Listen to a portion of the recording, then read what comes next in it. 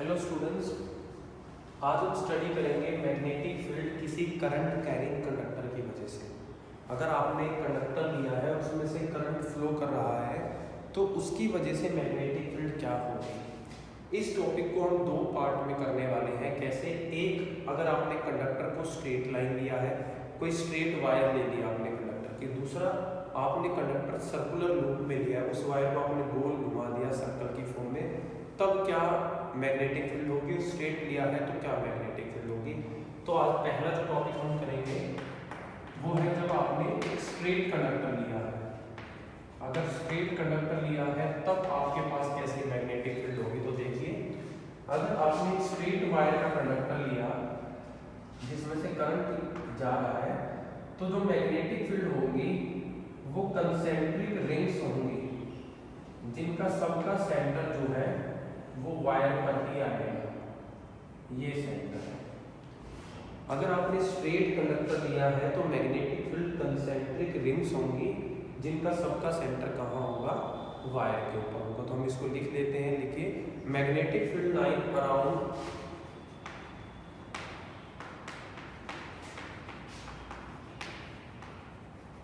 Lines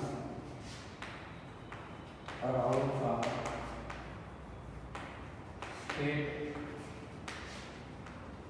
current carrying conductor are concentric rings। Magnetic field lines कैसी है? Concentric rings हैं whose center lie on the wire, whose center lies on, जिनका centre जो है वो wire पे लाई करता है। तो ये मैग्नेटिक फील्ड लाइंस है किसकी। देखिए, तीन चीजें हम बताएंगे आपको। मैग्नेटिक फील्ड पूछा है तो मैग्नेटिक फील्ड लाइन कैसी है वो हम बताएंगे।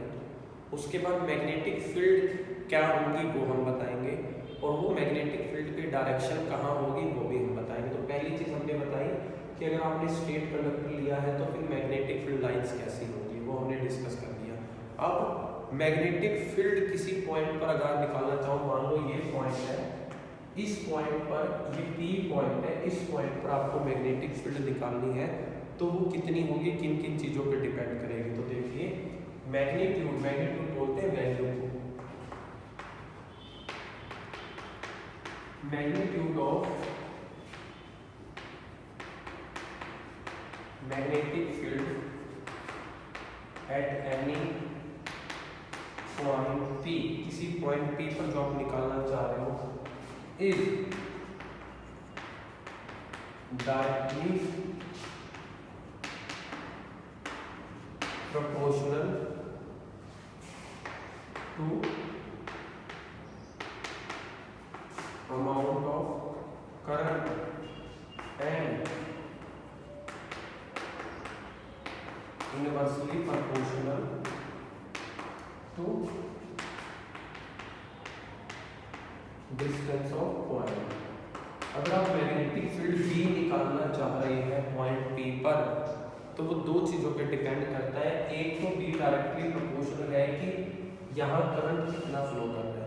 जितना ज़्यादा इस वायर में से करंट होगा उतनी ज़्यादा मैग्नेटिक फील्ड होगी P पॉइंट पर। दूसरा कि P पॉइंट का डिस्टेंस कितना है, डिस्टेंस से इनवर्सली प्रोपोर्शनल है। जितना दूर P पॉइंट जाता चला जाएगा उतनी कम मैग्नेटिक फील्ड होती चली जाएगी। तो अगर आप कंबाइन करेंगे तो on combining B proportional to I R आ जाता है आपके पास। तो ये है मैग्नेटिक फील्ड। और अगर डायरेक्शन की बात करें तो इसकी डायरेक्शन को एक्सप्लेन करने के लिए हमारे पास एक रूल है जिसको हम बोलते हैं Maxwell right hand thumb rule. आपने देखो, मैग्नेटिक फील्ड लाइन बता दी कंसेंट्रिक रिंग्स है। मैग्नेटिक फील्ड की वैल्यू ये आई है जो डिपेंड करती है I और R पे। अब इस मैग्नेटिक फील्ड की डायरेक्शन क्या होगी, P पॉइंट पे किस डायरेक्शन पे मैग्नेटिक फील्ड होगी वो निकालने के लिए हमारे पास रूल है Maxwell right hand thumb rule.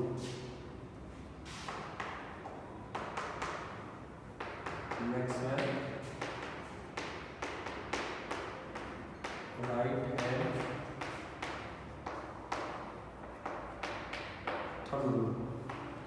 देखिए Maxwell right hand thumb rule क्या कहता है, ये राइट हैंड थंब रूल है। मैक्सवेल कहता है कि अगर आप इस शेप में कर लें अपने राइट हैंड को, तो जो थंब है आपका अंगूठा है ये ऊपर की तरफ रिप्रेजेंट कर रहा है डायरेक्शन ऑफ करंट को। तो जो आपकी उंगलियां हैं जो ऐसे मुड़ी हुई हैं अंगूठे के चारों तरफ, ये बताता है आपको इलेक्ट्रिक मैग्नेटिक फील्ड लाइंस। तो इसने यही बोला कि इट स्टेट दैट, लिख लेते हैं, state that if you hold the current carrying conductor in your right hand, it states that if you hold the straight current carrying conductor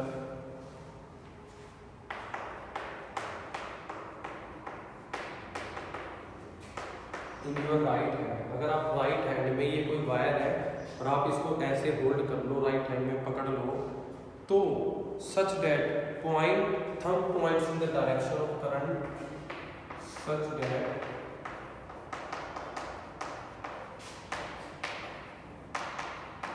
thumb points in the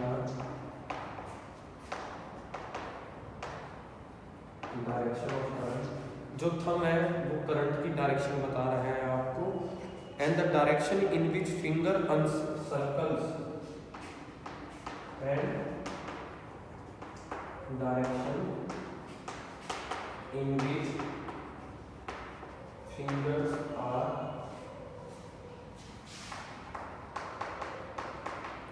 encircled around thumb gives, वो क्या बताएंगे आपको, वो बताएंगी direction magnetic field lines की, gives direction of magnetic field lines. देख लीजिए जो आपको बताया कि अगर आपने करंट कैरिंग कंडक्टर को स्ट्रेट को ऐसे पकड़ा है तो थंब करंट की डायरेक्शन दिखाता है, और जो ये उंगलियां मुड़ी हुई हैं ये मैग्नेटिक फील्ड लाइन की डायरेक्शन दिखाती है। अगर कोई कहे करंट ऊपर जाने की बजाय नीचे आ रहा है तो ये ऐसे हो जाएगा, करंट नीचे है तो फिंगर्स ऐसे है, पहले ये एंटी क्लॉकवाइज डायरेक्शन में थी, अब ये क्लॉकवाइज डायरेक्शन में हो गई है, ये डिफरेंस रहेगा आपके पास। तो ये पहला टॉपिक स्ट्रेट के लिए। अगर अब हम इसको लें सर्कुलर लूप के लिए, अभी हमने स्ट्रेट कंडक्टर लिया था, अब हम सर्कुलर, अच्छा ये जो Maxwell right hand thumb rule हमने किया है इसके दो और नाम भी हैं, इसको कॉर्क स्क्रू रूल भी बोलते हैं और स्नो रूल भी बोलते हैं, तो आपने कंफ्यूज नहीं होना इसके बारे में। अब हम इसका दूसरा आर्टिकल करने वाले हैं टॉपिक का, जब आपने कंडक्टर जो है वो स्ट्रेट नहीं लिया,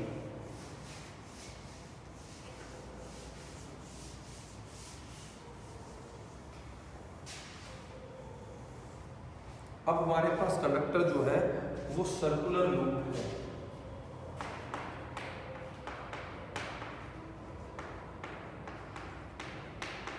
वायर को जो है वो सर्कल की शेप में बांध दिया गया है। ये वायर थी, इसको हमने ऐसे, ये करंट की डायरेक्शन आई, ये वापस जाएगी, ये ऐसे सर्कल की शेप में हमने वायर को फोल्ड कर दिया है। इस केस में क्या होगा, हम क्या देखेंगे कि हर पॉइंट ऐसे बिहेव करेगा जैसे स्ट्रेट बिहेव करता है। तो हर पॉइंट के सराउंडिंग में आप जितने भी पॉइंट मानोगे, हर पॉइंट के सराउंडिंग में आपको कंसेंट्रिक रिंग्स मिलेंगी। यहाँ पर जो भी पॉइंट आप मानोगे उसके सराउंडिंग में कंसेंट्रिक रिंग्स मिलेंगी आपको, ऐसे जो हमने अभी पीछे किया है। बस आपने वायर में इसको फोल्ड कर दिया। तो देख लीजिए, magnetic field produce by current carrying circular wire, magnetic field produced by current carrying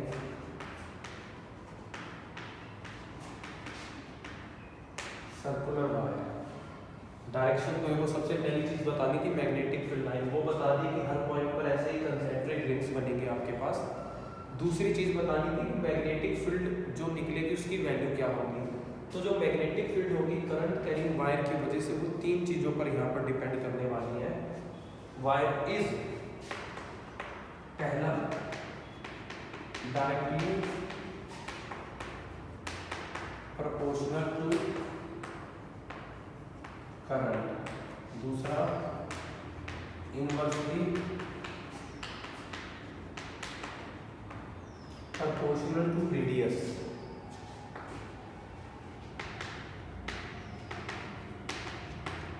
and तीसरी चीज यहाँ पर हमारे पास आ जाएगी, वो है डायरेक्टली प्रोपोर्शनल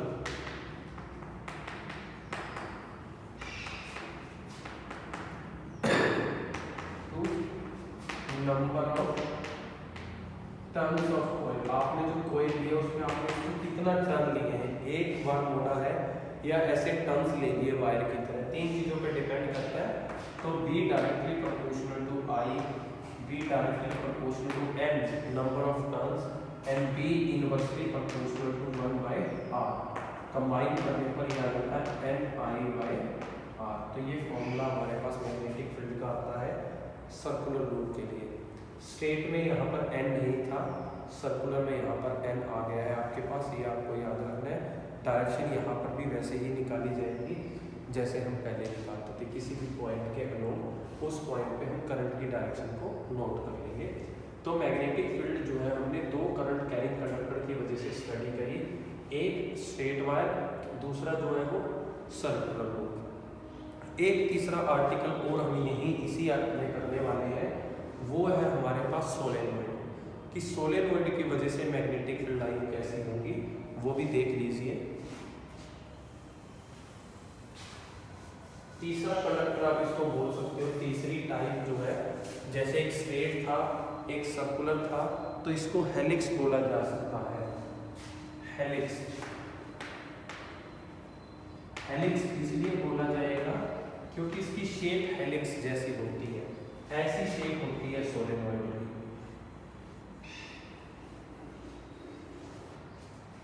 आपने कहाँ देखी है, आपने पेन यूज करते हो आप, स्प्रिंग वाले पेन, ऑन ऑफ वाले, उसके अंदर जो स्प्रिंग होता है वो एग्जैक्टली सोलेनोइड की शेप का होता है। अगर एक वायर को हम उस स्प्रिंग की शेप में फोल्ड कर दे, जैसे फोल्ड कर दिया, तो वो सोलेनोइड कहलाता है। तो हम क्या लिखेंगे, it is a coil consisting of, it is a coil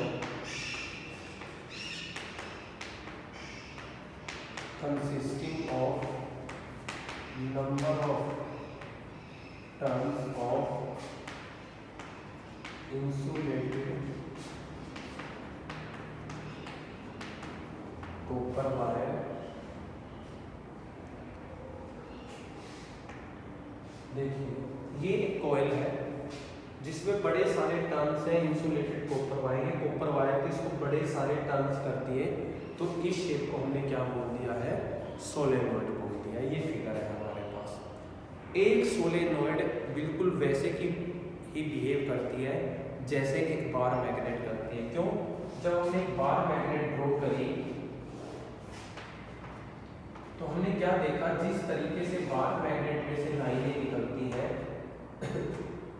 ऐसे ही सोलेनोइड में से भी लाइनें सेम ऐसे ही निकलती हैं, अंदर की लाइनें ट्रैवल करती है। तो हमने देखा दोनों में से निकलने वाली मैग्नेटिक फील्ड लाइन बिल्कुल सेम है, तो हमने इसलिए ये बोल दिया कि सोलेनोइड भी बिल्कुल वैसे ही बिहेव करता है जैसे बार मैग्नेट बिहेव करती है। तो हम लिख सकते हैं field line around solenoid, magnetic field line around solenoid are similar to magnetic field lines by bar magnet. बिल्कुल सिमिलर है बार मैग्नेट के, इसलिए हम ये कह सकते हैं current carrying conductor, it means current carrying solenoid will behave as bar magnet। तो आ गए हम उसी चीज पे कि तीसरी मैग्नेट को हम एक्सप्लेन करने जा रहे हैं कि अगर ऐसी शेप में करंट भेज दिया तो वो मैग्नेट की तरह बिहेव करना शुरू कर देगा। तो उसके दो पोल भी हो जाएंगे, एक नॉर्थ पोल होगा, एक साउथ पोल होगा। आपको कैसे पता लगेगा कि ये नॉर्थ है ये साउथ है? उसके लिए हमारे पास एक रूल है जिसे हम बोलते हैं क्लॉक फेस रूल, उसको डिस्कस करेंगे। लेकिन उससे पहले एक चीज़ और रह गई, अगर ये बार मैग्नेट की तरह बिहेव करता है तो इसकी अपनी मैग्नेटिक फील्ड है। वो मैग्नेटिक फील्ड किस किस चीज़ पे डिपेंड करती है वो हम डिस्कस कर लेते हैं। तो देखिए magnetic field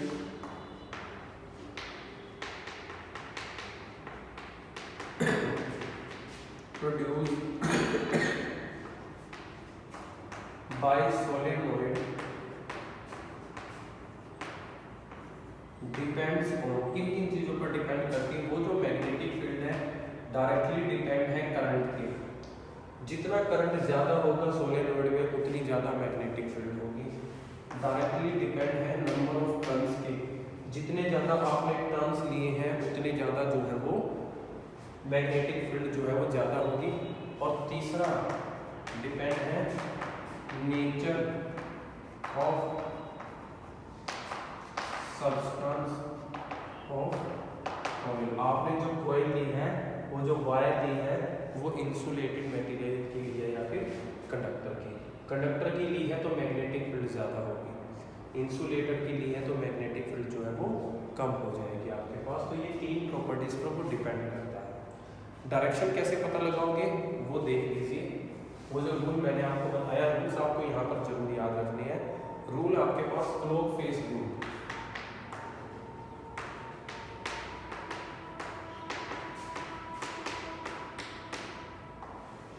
clock face rule क्या कहता है कि अगर करंट इस कोयल के अंदर क्लॉकवाइज डायरेक्शन में एंटर करता है तो फिर ये वाला जो फेस होगा ये साउथ पोल होगा।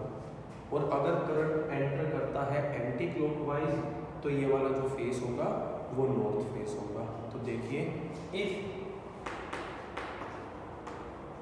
Current flows in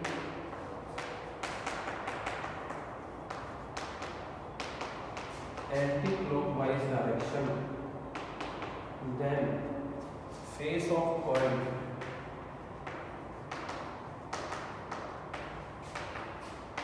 will be north। और उल्टा, if current flows in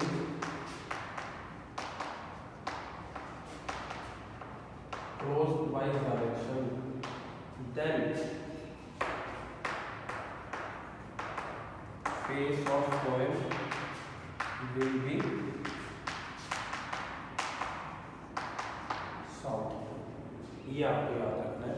अगर करंट एंटर करता है एंटी क्लॉकवाइज तो फ्रंट फेस को आप नॉर्थ लोगे, और अगर करंट क्लॉकवाइज एंटर करता है तो फ्रंट फेस को साउथ लोगे। ये था हमारे पास क्लॉक फेस रूल। तो आज हमने इस वीडियो में स्टडी किया कि मैग्नेटिक फील्ड कैसी होती हैं, कितनी उनकी वैल्यूज होती हैं और क्या उनकी डायरेक्शन होती हैं। तीन चीज़ों की, एक स्ट्रेट कंडक्टर की, एक सर्कुलर लूप की, और तीसरा बहुत इंपॉर्टेंट सोलेनोइड के बारे में हमने पढ़ा। तो ये बहुत इंपॉर्टेंट वीडियो थी आज की जिसमें हमने सोलेनोइड को पढ़ा। आपने इसको अच्छे से रिवाइज कर लेना है।